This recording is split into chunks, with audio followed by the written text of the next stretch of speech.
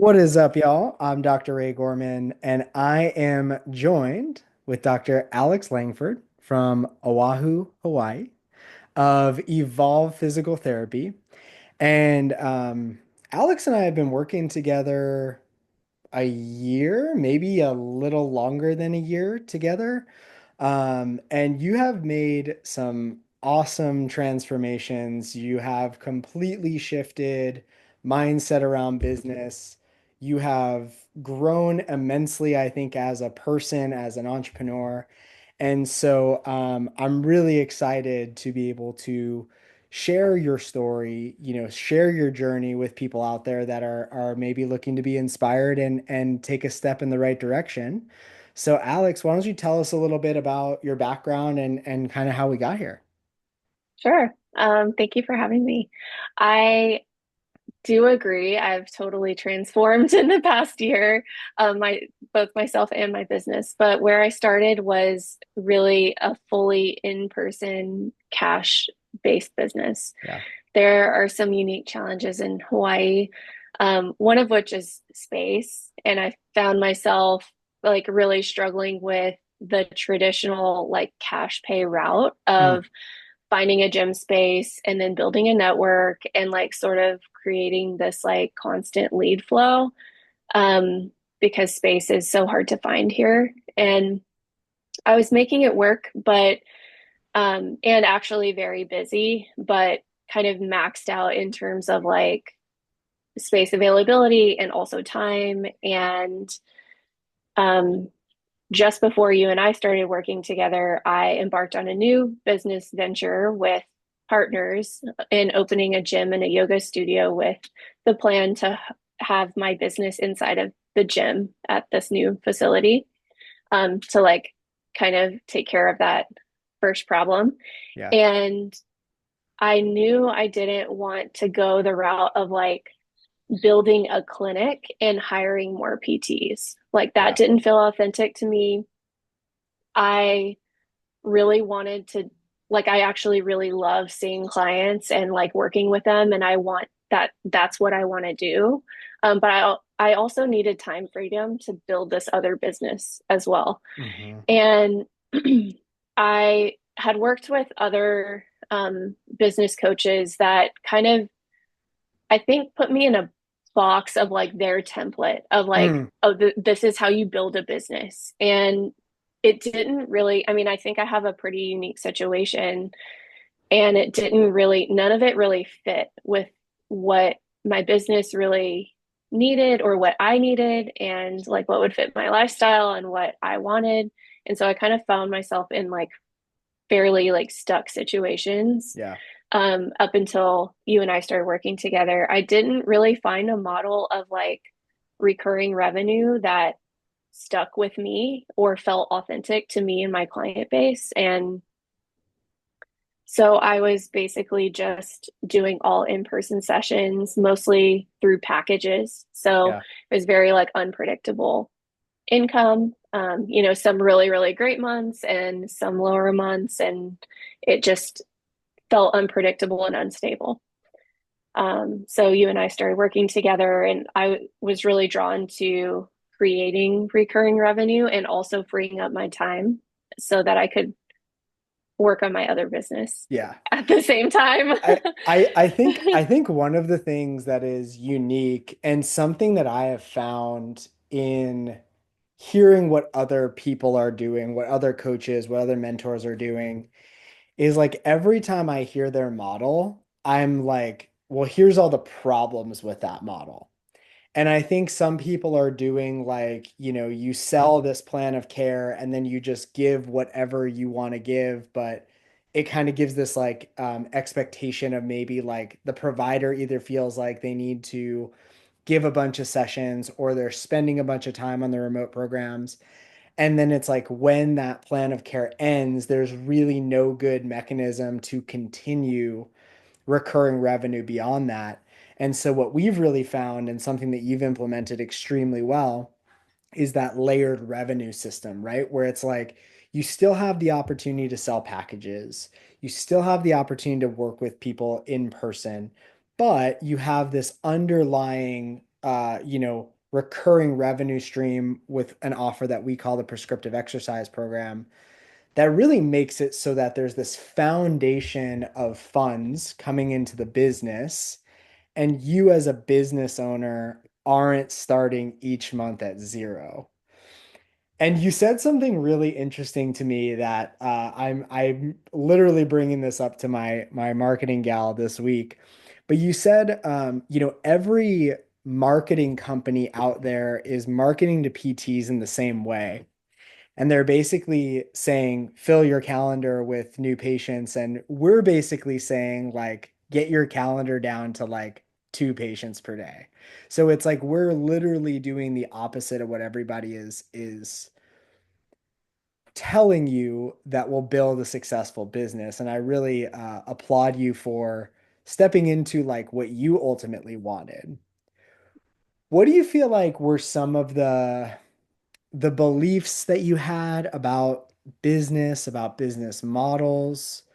What were maybe some of the particular struggles that you were having in the business? Let's kind of dive a little bit deeper there. Yeah, I think from what I had learned through other coaches and other, content and courses I had taken was like I believed that the more time I spent with my clients, the more money I would make. I Mm, mean, that's I think one that a lot of people believe, but I also believe that like harder work equals more money. yeah. And so you get to a point to where you're maxed out and you're maybe even edging burnout in a sense where it's like you're seeing so many people and it's you can't even take on more clients. And so What do you do when you can't work harder? yeah, Yeah. yeah. And there's not really a solution for that. There's, Yeah. I guess there are solutions for that in other programs, but none of them really made sense to me. And you can attest to this that I tried a lot of different things. Yeah. Like I tried, these comprehensive plans of care where it was like a very vague operational sequence that Mhm. didn't feel authentic or right for me. I also tried adding in a monthly recurring revenue stream after a certain point, which also didn't really land well because people were like, well, I'm already doing great at what we're doing now. Why would I add Yeah. something more? It just didn't make sense in the sequence. And so I really had to untangle my beliefs about time and money, first off, and also like program delivery Yeah. because we're as PTs, we're just not taught to deliver our services in the way that is really, I feel like, is optimized. It's When we leave a lot on the table in the beginning. And now when you say that piece there that you had to figure out how to redefine your delivery, expand on that a little bit because I know what you mean, right? I know that you Hmm. mean that like we as PTs need to step into this authority that like our time isn't what makes us valuable. It is our Hmm. plan, it is our direction, it is our brain. And we do that through a mechanism that we call the prescriptive exercise program. But talk a little bit about that as far as like what that meant to you, as far as what we refined, what we changed, and how you implemented some of those things into the business. Yeah. So I think, and this is kind of taking a zoomed out like view for a second, but whenever I was trying all of these different methods, I was really trying to like fit my business into someone else's like format. Yeah. And even in some of the things that I've learned with you, it was like, well, I don't only exclusively work with weightlifters. I work with a lot of different types of people. Yeah. And so like adding in a very specific like strength component through a PEP at a certain point of their journey and working together, it almost even that didn't make sense to me. So I really had to like kind of like rethink the whole thing. And the big shift happened whenever I decided, okay, I am going to use the prescriptive exercise program as something that everybody needs, Hmm. regardless of where they're at and what activity they do and what it looks like, it is my method for delivering the most important aspect of their plan of care, which is tailored exercise programming in whatever like point on the continuum they're at. Yeah. And so that was a huge shift for me. And pe- I mean, I should credit like the first couple of clients that I like really stepped into this like place of power and authority with, Yeah. and having that confidence to say that because they uh, both, I mean, I was kind of expecting like, well, I don't want to do that. And then they were both like, this is amazing, Yeah. This is and exactly what I'm looking this for. is Yeah. exactly what I'm looking Yeah. for. And so, yeah, it was, that. And then also having, I think I was putting my own beliefs that like I had been Mm, operating from a place of, well, I'm selling my time. And so hmm these people are looking for my time, hmm but they're not. They're looking for the solution. And so once I stepped away from like, oh, okay, actually, the most important part is this virtual piece. Yeah. And we can figure out a way to get the hands on care, movement retraining, or manual work that you need. But really, the bigger piece is this prescriptive exercise program. Then, like, sort of everything shifted. You went through the classic, like I want to create recurring revenue in my business that everybody goes through, where it's like, oh, this makes sense at the end of the journey. And then Mm-hmm. it starts to really not make sense at the end of the journey because you realize that like by that point, the perception of the problem is already gone for clients. So then what we kind of see is like, okay, well, let me implement it at like visit number 4, number 5. And then it's like, well, wait a second. If I'm now having to sell this at visit 4, number 5, why don't I just sell this at the beginning? And we kind of see it creep up earlier and earlier in the process. And one of the things that I talk about in the course and the mentorship that we provide is I tell a lot of the stories of back when I was practicing, but 90% of my clients were on a prescriptive exercise program, a virtual recurring offer. And the reason for that was because, like, my firm belief was that was the missing piece for people. Mm-hmm. And so, if I had somebody that came in that didn't want to be on that offer, it was like, what do you mean you don't want to be on that offer? Like, this is the thing that's going to solve the problem for you, right? And the second piece that you said is we don't try to fit our clients into a box of like, this is the only way things work. I'm really like an 80-20, 70-30 person where it's like, look, I want to give you a framework that's like, this is the 70-80% that I know works. But at the end of the day, like you need to figure out the 20-30% that is really going to align with you. And then we teach you how to fit that in to a model that is like pure alignment for you. And Mm-hmm. that is something that's super important to me because I think that there are a lot of people out there who have done what everybody's told them. They have, grew their caseload. They have rented standalone space. They have hired a provider, and that provider leaves or moves, or their significant other gets a job elsewhere. And now they're left holding the bag of all of these problems that they were told were going to be solved by hiring other people, not realizing that we just created different problems. And I think a lot of people end up resenting their business that they've built, and that is like the last thing that we want to do, right? You kind of went through this big shift though. You went through this like phase where it was like everything was in person, maxed out, burned out, right? Like I think people think that you don't burn out in cash pay. You see enough one-on-one clients in a day, I promise you're going to burn out. You may actually want to go to 2 clients an hour in a tech. Mm-hmm. Um, but you went from this like burnout of one-on-one, and then you really swung the pendulum super hard to the other direction. And like I think it was last week you messaged me and said, "Hey, I have no patience on my schedule." And we kind of joked around. I said, I think you'll probably swing somewhere in the middle, by the time this all shakes out. But talk to us just a little bit about that journey and kind of what you learned, making that big transition. Because I ultimately think this is part of figuring out what kind of business you want to build. Yeah, and like to your credit, I think you have continued to ask me the big questions like, well, what do you want your business to be? And it was never something that I mean, it's wild to think about, but that is not something that any coach has ever asked me. Yeah. It's like, well, I'm assuming that you want to make more money, and so this is the way. And that it, I think you reverse engineered it enough for me to think about it.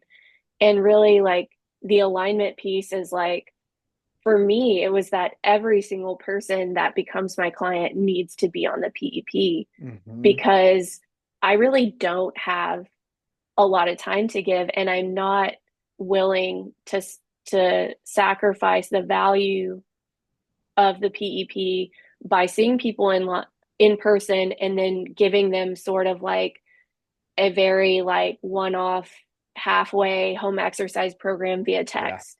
Yeah. So like part of my process, and I've like fully adopted this, is like the value is in the PEP. And if you work with me, it's part of your program. Yeah. So 100% of people are on it for Yeah. me versus like your 90%. And so I experienced this shift of like, okay, every new client that was coming to me was just like, it made sense to them to embark on this program. And so everyone went online. And I Yeah. started, going from like an average of selling 6 or 10 sessions to people to an average of like 0 or 2. Hmm. So it like my in-person time went way down. And And I think I, and one thing that I think is really important just to interject on here is you did all this without losing revenue, correct. right? Like, because Yeah, I think some of the things that goes through people's heads is like, but I make $200 an hour in sessions. And it's like, yeah, but we do this in a way where we make sure you don't lose revenue. And so correct. you really have to make sure that that lifetime value piece stays intact. I just want to make sure that we get that point Hmm. across as well. Yeah. And I think in the beginning, part of that was like me really, I mean, of course, you have to have the belief first that like this is the primary piece. And so really what I did on my in my back end systems was like, okay, like I've got to make this so comprehensive that it's a no-brainer for people to want to stay Yeah. on this. And so I've, incorporated some of my health coaching background into it and kind of included like a rehab coaching component versus just a place where people get exercises. Hmm. So it's very like unique and individualized. Um, but I didn't no, I didn't lose revenue at any point, and in fact, it over about 3 or 4 months, I created much more. I mean, much more money stability or Hmm. income stability and like personal emotional stability just in Yeah. having monthly recurring revenue, which I knew I needed, but I didn't know like how to do it. Because the what you said there is super important, right? Because the reality of how cash PT business are foundationally built, the business model, like I always talk about how what we do in the performance provider growth model, our blended practice model. The clinical model is really part of the business model. So if you are a session-based provider, doesn't matter if you go session by session or you sell packages, at the end of the day, like you're starting each month at zero. And although like zero will never actually hit, there's always this thought in people's heads where it's like, well, it could, like it could. And so basically what happens is we've created this reliance on acquisition-based businesses. We have to continuously acquire clients. And if you ask any business owner what's the number one thing that they need in their business, probably 9.9 out of 10 will tell you that they need more leads. So why are we making the what is perceived as the hardest part of the business the thing that we rely on, right? And so Mm-hmm. what we do is we create retention-based businesses. We literally transform, in some cases, tens of thousands of dollars in recurring revenue so that every month exactly how much is coming in.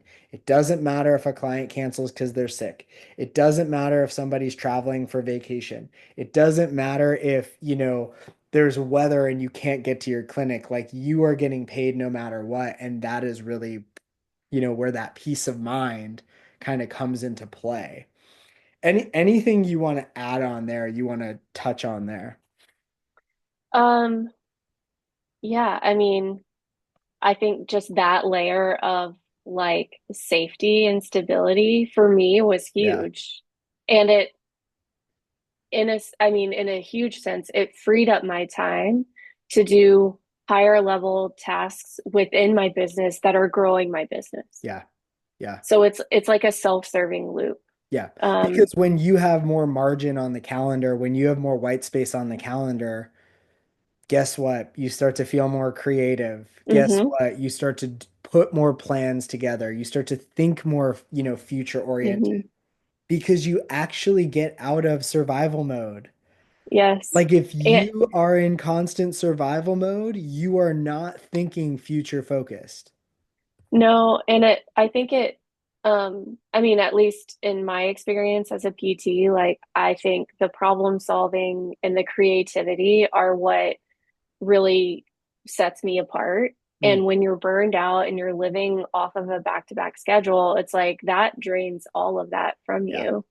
yeah, So having that like sense of self back, it's not that, I mean, yeah, we all want time to do things for ourselves, but it's like the essential things that we need to do for ourselves to be better PTs is like we need time to move our bodies, to take care of our health, to take care yes, of our relationships and our families, and to learn and to grow our minds so that we can serve our clients better. yeah, And I felt like that, I mean, that was really suffering yeah, at one point. Um, and like legitimate burnout, if you've ever experienced it, is very like shocking, and it hmm yeah, it kind of makes you question everything. Like, is any of this worth it? But to be able to like give my gifts to others in a place of like coming from a place of safety and yeah, genuine authenticity, and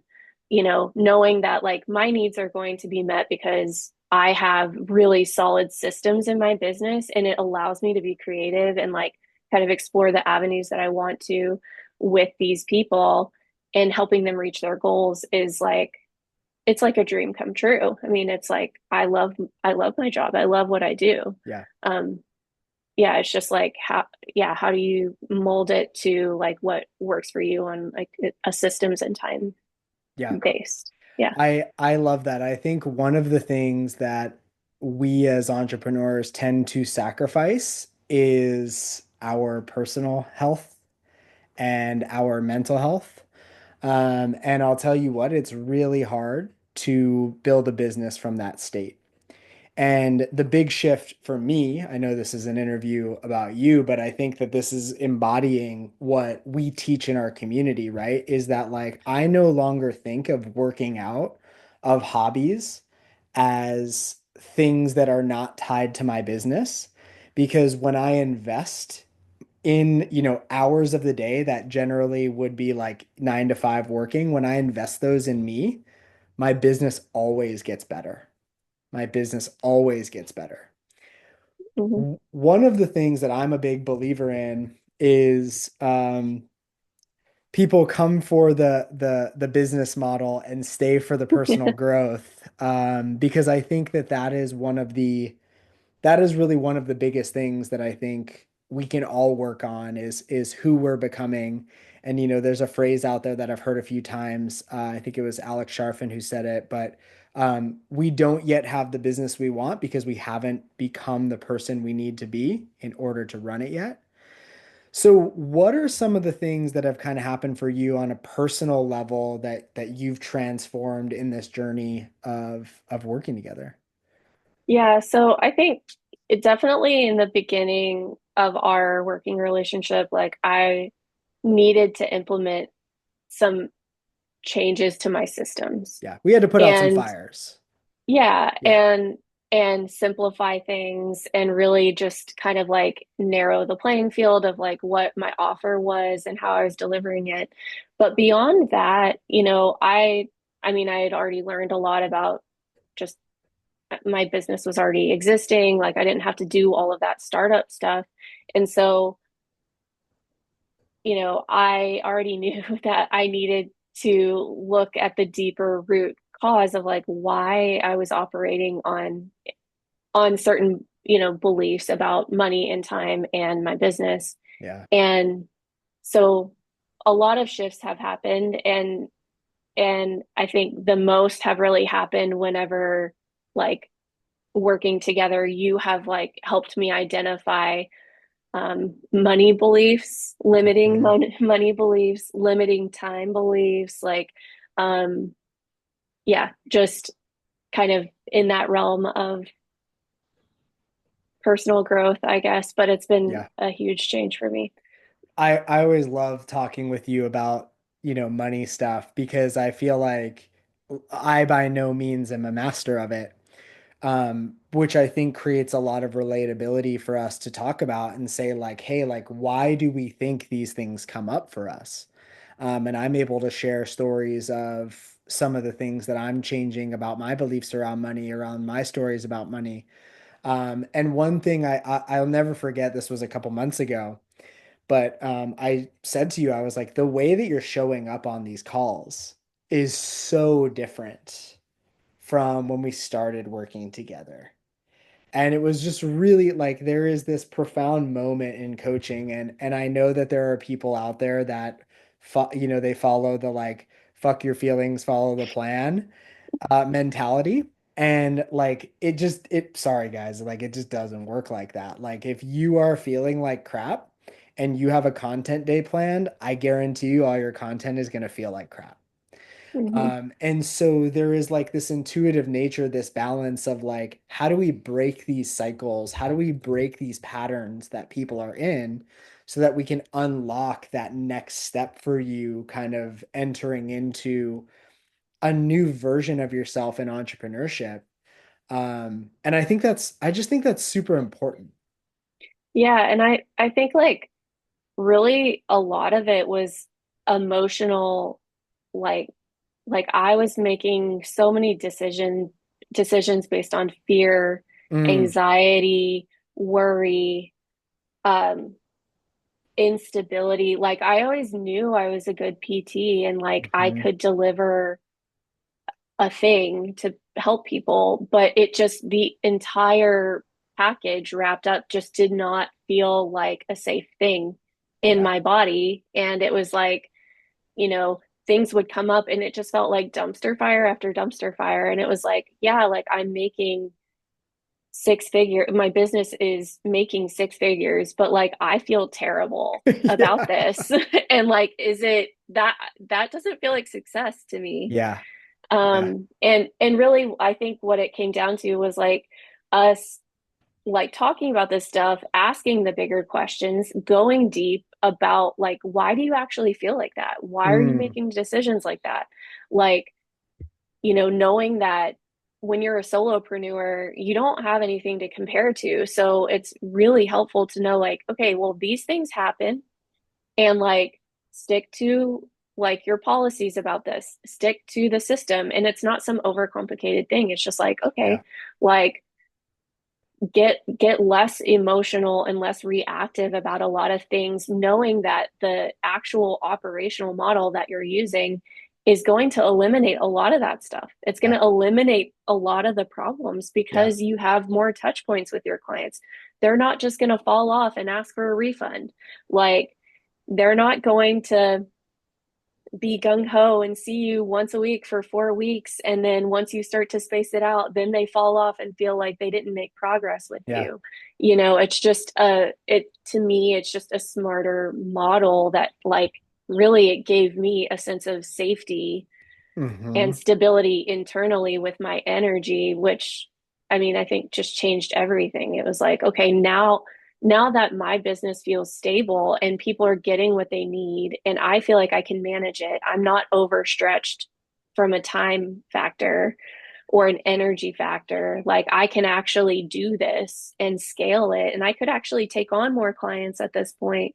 Now I can do the deep work on myself, ask myself the bigger questions, take time to really reflect and think like, what do I want this to look like in a Yeah. year? Like I'm not just in survival mode for 2 more years like I spent the last 2 years. Yeah. It's like I am actually growing. My business is actually growing.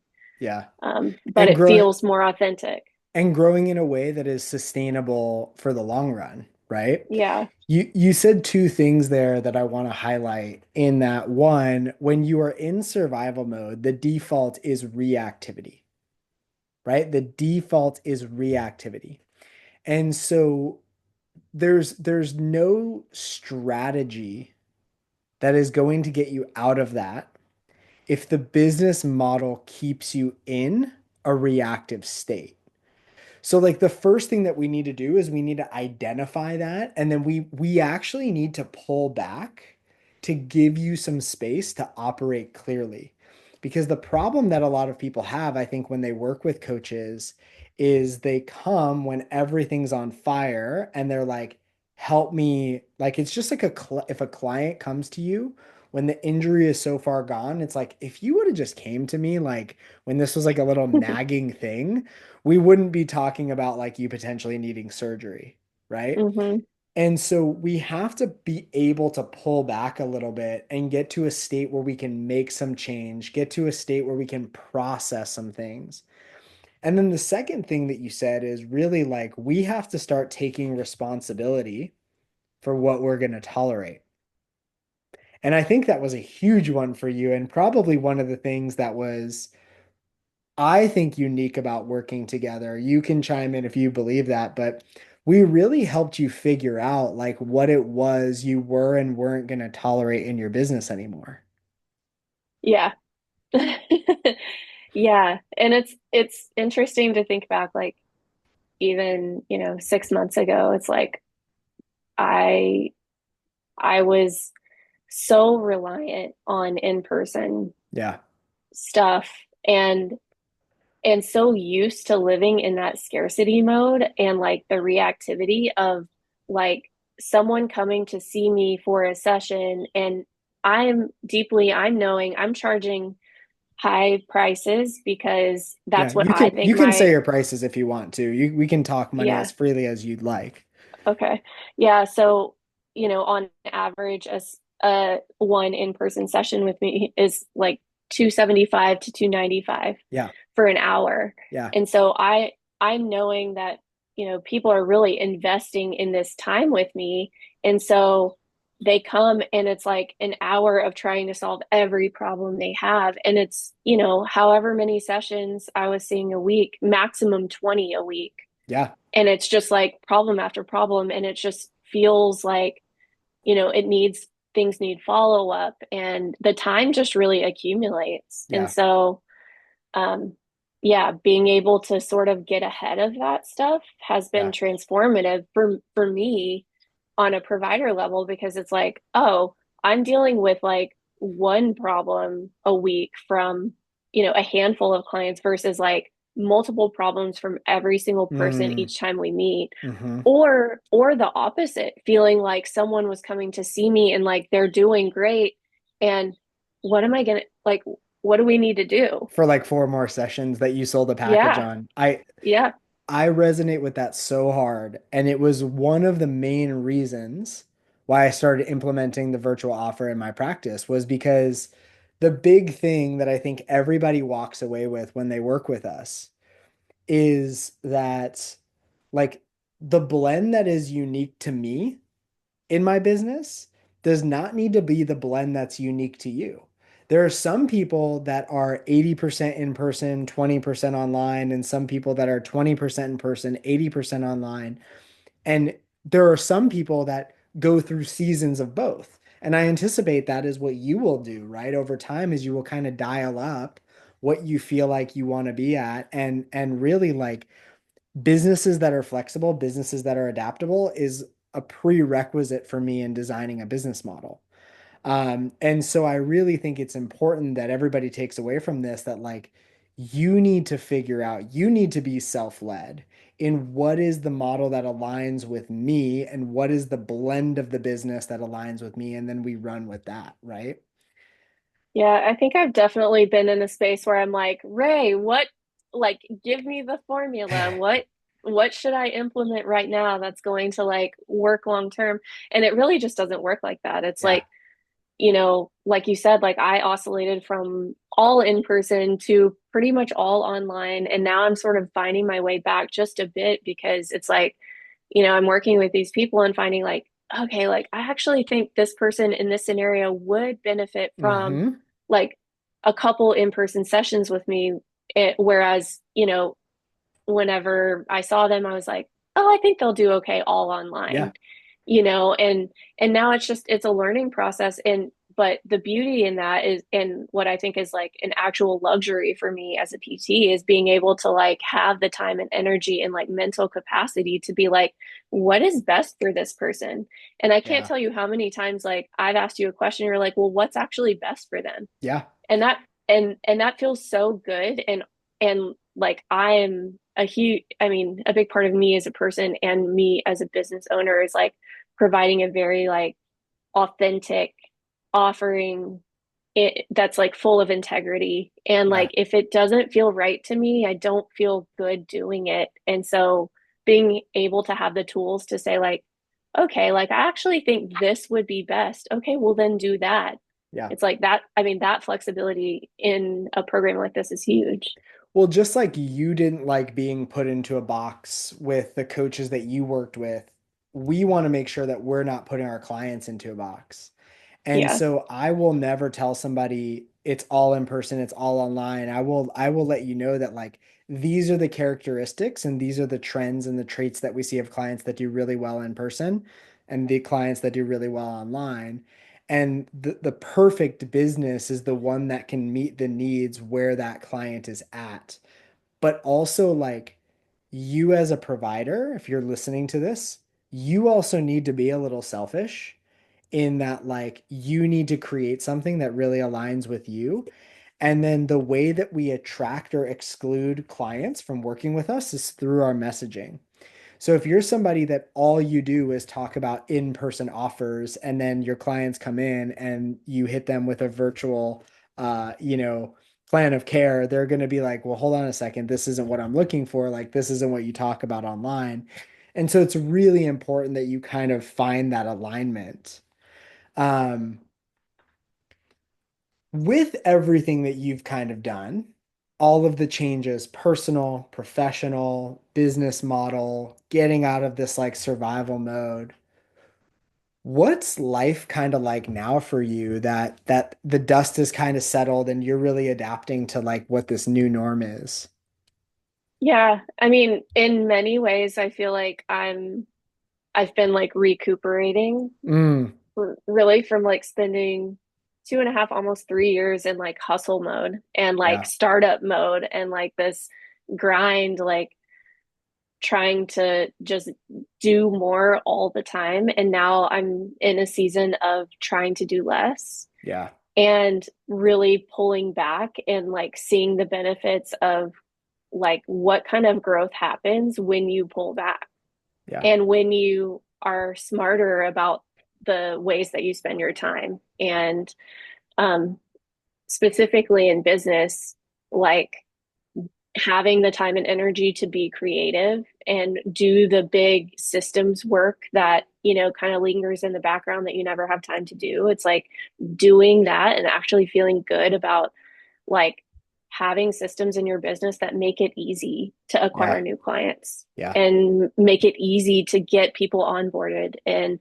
all of that. So yeah, I mean, I think personally, I'm definitely doing less and doing more of those investing things that kind of make me a better business owner and a better yeah. PT.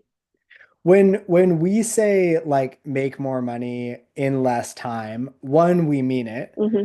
But two, it also doesn't mean that like our clients aren't working hard. Yeah. They're just working really smart and really efficient. And we're helping them understand what levers to pull rather than like the busy, not productive route. because Hmm. there's plenty of people out there that are working way harder than us that are making, some people are making more money, some people are making less money, right? So what that tells me is that like hard work isn't the only solution. What is, last question?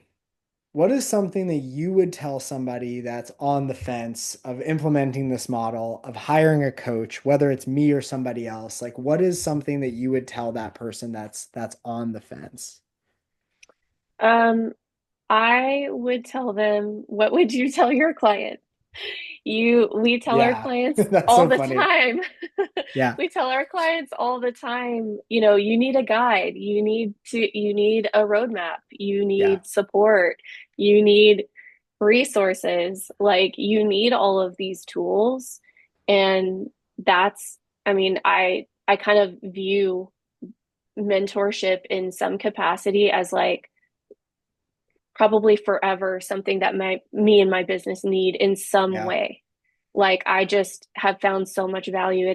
It's changed, in various aspects. It's changed my obviously my business, my personal life, my future, what everything looks like. And so I think I find so much value in it. And I yeah, think you should really, if we are leaders in our field and we really are coaches in our yeah. own way, that like all coaches need a coach, we all need a mentor. So it's just, different rungs of the ladder. And I think it's sometimes it's a scary financial investment, but it and like I was even at a place, I was so operating from a place of scarcity and like money fear and anxiety and worry and like, very reactive whenever you and I first worked together. And Yeah, I just kind of like was like, well, my life has changed in the past working with a coach. And I just feel like this is really aligned. And it's like, I mean, I like it's worth every penny plus, plus, plus, plus.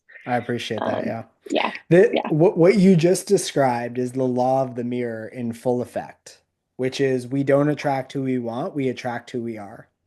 And so if you are somebody who constantly invests in yourself, don't be surprised when you get clients that are ready to invest in themselves, right? Because you are embodying that. Hmm. If you are somebody out there that is scared to invest in yourself, that doesn't see the return in working with a coach, don't be surprised when you get hit with those same objections from your clients.